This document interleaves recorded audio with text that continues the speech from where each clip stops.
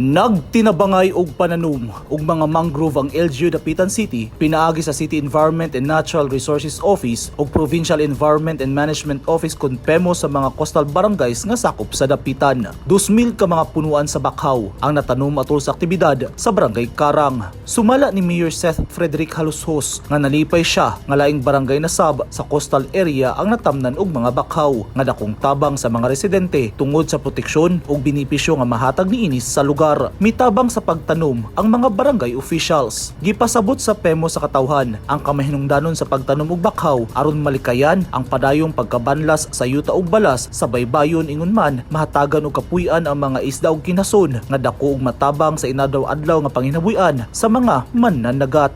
Eugene Hinutan, Newsline Philippines. Stay safe.